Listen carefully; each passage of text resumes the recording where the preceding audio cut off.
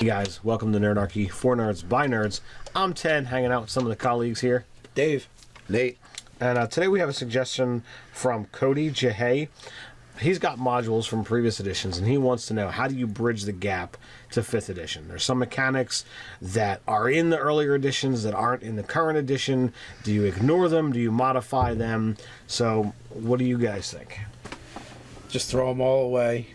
Possibly even burn them. No, It ain't so. I've taken 3rd edition 3.5 Eberron stuff and inserted it as is right into my game. Didn't change anything.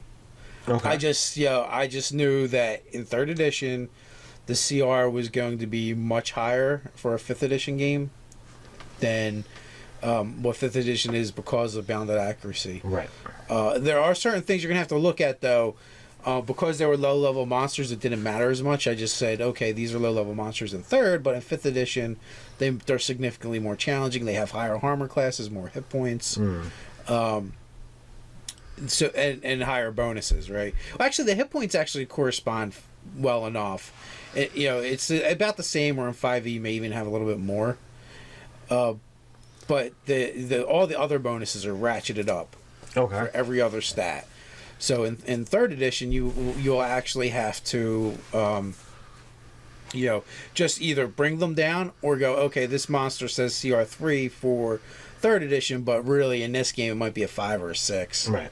Depending on where those bonuses are because of bounded accuracy. Right. I definitely feel that they can either be used or modified. The DMG basically says do what you want. So if it's talking about, oh well, this effect is going to do some kind of strange mechanic that isn't normally listed as oh, it's just a push or it's a poison attack or whatever else, figure out what kind of save is going to be appropriate and let them deal with it that way, but still actually be able to have the effect. Yeah, I mean, you may have to curtail the well, I guess depending on the edition, it was by your level, so like the monster didn't really set the DC, so you might have to just look at the DC on the monster and go okay, and then determine. But I believe there's a chart for that right in the DMG that you can use. Not only that, like previous editions too, like 1st and 2nd. Like, the armor class only went up to what would be a 20 in this edition. Okay. Negative 10. Well, 10 plus 10 is 20. Right. Which is a really high armor class in 5th edition. There's a couple monsters where you may want to actually increase it beyond that. But there's not going to be that many. Right. Because I think the highest armor class in the game is there a 30? No, I think it's a 24. 24, is that a Tarrasque? 24, 26, somewhere in that general area. The highest armor class in the game is a Tarrasque, and it's not that high compared to previous editions of the game. So, I feel like 1st edition and 2nd edition, you can almost use as is. 25. Okay, and then where it gets a little tricky is the special abilities, but you can capture the flavor and go, well, is that affecting their willpower? Is it affecting them through their strength, their dex, their constitution? Yeah. Is it an attack they can possibly dodge out of the way of? Well, then it would be a save DC for dex, Right, and if it's more poison or... Go. Well, I was going to say the quick way to check for the DC, too, is just go... Well, you can either do bi-level, because they have that in the DMG, or, just open up to some monsters and go, okay, this monster...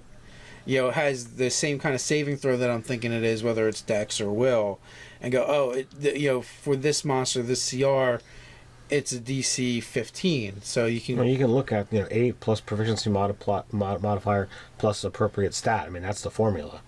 So whatever the hit die is, you can figure out what the proficiency bonus is supposed to be. Well, not really. They kind of... There's no formula. I think there was. I think they jump around. Player characters, yeah, there's the formula. I thought it even applied to monsters. No, not so much. Okay. No, they My apologies. I think if you look at some monsters and you're like, well, where's the extra bonus coming from? You're like, oh, proficiency bonus, and then you look at their hit dice, you're like, well, that doesn't make sense. So it's not a straight correlation. So Okay.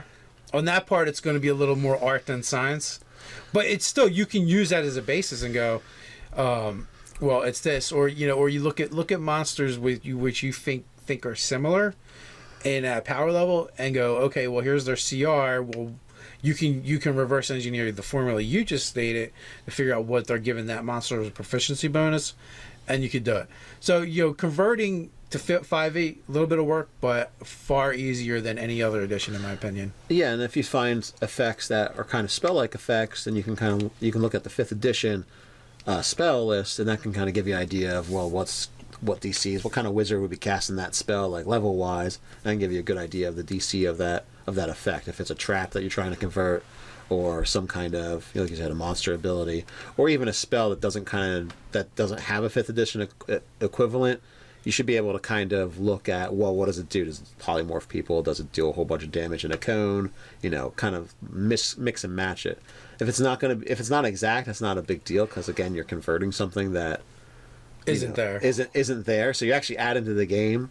And I also wanted to say that I don't like having every, if it's not matched perfectly, like a CR challenge or something like that, I don't want every 6 encounters, each encounter takes a sixth of the resources away from the party. It's the formula. The formula. I want, okay, you walk into a room, 1 round later, everything else is dead. All right, I'm fine with that. There's going to be just one encounter where you're going to wish it would end because you're afraid half the party will be actually dead by the time it's over. So you're hoping that the next hit is the last hit for this thing. So I mean, I'd like to see a variety rather than everything be like, all right, this encounter is going to take off, like everyone's going to be at half hit points, and maybe somebody's going to be dropped every encounter.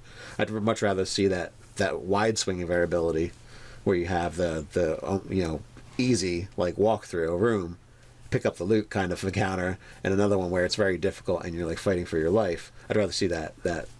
Well, yeah, absolutely. Change. And when I refer to CRs, I'm just using it as a way to ballpark. Oh yeah. The XP. No, not the XP. The monster's abilities and capabilities. Against the monster, not against the players. So like what you're saying applies to the bi-level chart, right? You're like, well, I don't care about that. But if you go to the different monsters, say, there's a monster that hasn't been converted to 3rd edition yet, like the dreaded Froghemoth, right? So you go to your monster. I believe that was in Monster Manual 2, but I could be wrong. You go to your Monster Manual 2 from AD&D. You open up to the Froghemoth. And you look at its capabilities. Well, how many hit points does it have? What's its armor class? What special abilities does it have? Then you can flip through your monster manual, and you start looking for things that correlate, where the numbers are kind of close, and then you can kind of ballpark it and go, oh, okay, well, it seems to be about the same as a CR5 in 5th edition. So you're like, well, then if it's a CR5, then I know that these characteristics should be this or that. Regardless of what the player's level is or the party composition, just monster against monster, so that you know how to set your DCs. Yeah, your DC shouldn't be 25. When it's a CR5 monster. Well, in AD&D, it didn't matter because your saving throws were based on your level and your class, and it was a static number that went up on the chart. Right. So so there wasn't a DC system. Yeah. So that's why you'd have to look and go, oh, what should this be? Because that was based off the players, not the monster. Where from 3rd on, everything was based on the monster. Right. Now, I know Nate hasn't played 4th edition. Me and Ted have played it some. Now that is the hard conversion, I think. Because the mechanics are a lot different. Because, they had they could use this action only so many times. There was different types of actions. It was a very different system. So I mean, you could probably still finagle some conversions with that as well. It can definitely work. It's just not going to be as easy as 1st and 2nd edition, in my opinion, easiest conversion. Other than the biggest drawback there is not knowing the DCs, and you kind of have to figure those out. But other than that, I feel like the hit points and the armor class and the attack bonuses and stuff like that are going to be straight conversions right over. Very little fuss or muss. 3rd edition, early low-level monsters, pretty easy.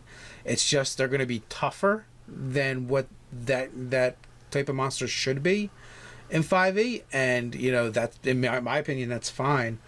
I used from third edition, I used Warforged and I used Iron Defenders, and they just had more better attack bonuses and more armor class than would have been appropriate for a Sierra monster in 5th edition, and I just accounted for that and said, well, I'll use less of them, or this is just going to be a harder encounter because the monsters are tougher. So I don't know, you guys, anything else? What you were saying about armor class earlier, I'm trying to remember correctly. Everybody started at AC 10. Mm-hmm. All right, way back machine. And you could go to 0 if you wore plate mail and a shield, right, or something like that. Negative 10 was the best you could Negative get. 10 was the best. Well, that's actually 20 armor points worth of armor. Yes. So if you start at 10, you might have to do some adjustment, because negative 10 is like an armor class 30. No. It's 20 down. And we start at AC 10, right? Minus 10, minus 10. But we always start at AC 10 in this system. Right. You know, and you fifth. can go to 20, roughly. Yes, it's only 10 points of armor. So what I'm saying is double the armor difference going to 0 and then going to negative 10. But you also had different pluses. While in this, the warrior's swinging at a +6. If he's a 20th level warrior, he's got a +6 for his proficiency bonus, not a +20 like in 3rd edition. So there's as well as in previous editions with that goes. So you have that, they're just saying there might be some adjustments. Don't just take the armor class over, or you might be having your players swinging at air for a while, not hitting this thing. I don't think so. I think you just ignore the 10, right? And you're just going to add or take away from the 10 to get the armor class. If it's negative 10, that's a 20. That might be so in the way the numbers play out. The fact that you only go up to a +6 attack, so that's just be fine the way it is. But yeah, he's actually right, because if you have a 0, that's actually adding 10, which gives you your 20. But even still, negative 10, that's still only 30. And like in AD&D, what had a negative 10 armor class? Like, not much stuff. You know what I mean? Not That's much like stuff at all. that would be the Tarrasque. It's still only a 5-point difference from edition to edition for the maximum armor class. Yeah. And and it's supposed to be hard to hit. And if you compare that to Pathfinder 3.5, where you have armor classes in the 30s and 40s, very feasible. Yeah. Yeah. Your 20th level fighter who's got a 30 strength and a +5 sword. What's that ridiculous amount to hit? A lot. It becomes a lot. So 35. When there's a DC to swim up the waterfall, or escape through the wall of force using the escape artist. I think the swimming up a waterfall was an 80, and escape artist through a wall of force was like 120. Oh, okay. Which was ridiculous. So what I'm saying is, like, even if it's a 20, the 20-point swing, it still gets you in the ballpark, right? Because things just weren't going to have that. I think, like you said, like full plate was like a 0, and that's a 20 armor class in this edition. That's almost a direct correlation. Mm-hmm. I don't remember if it was full plate was 0 or full plate and shield was 0. Or it's been a long time. Yeah, I'm trying to remember. But within 2 points, I'm thinking that's a pretty close swing. Right. Yeah, as far as bringing things over. But I think you could add your dex modifier to wearing the full plate in the previous editions, and where in this one it doesn't matter. Right. So there was that bump up from the dex, and then you had your magical pluses and your shield and that magical pluses, and so you could get to negative 10 with like a ring of protection and other stuff. Oh yeah, you could definitely get to a negative 10. So a character could get to a negative 10. I'm just thinking from my standpoint as the DM, remembering monsters. If there was something with a negative 10, it was like gods and demon lords. Yeah, did the Tarrasque have a negative 10? The Tarrasque may have had a negative 10. It was high. I mean, by being low. But so there's a direct correlation, right? Like if you compare this Tarrasque to that Tarrasque, you can kind of see where the numbers play out. No, that's true. That's a good study creature to use. And that's like your pinnacle monster. So, all right, that's all I wanted to say. That's all. So, what do you guys think? Do you have any issues or advice on changes throughout the editions for modules and whatnot? Converting to 5e. Maybe you guys have done it. So, put it in the comments below. While you're at it, feel free to click like, share, even subscribe. If you like funny, stupid memes, come hang out with me over on Facebook. If you want to join the conversation, you can check out Reddit. So until next time, Stay nerdy.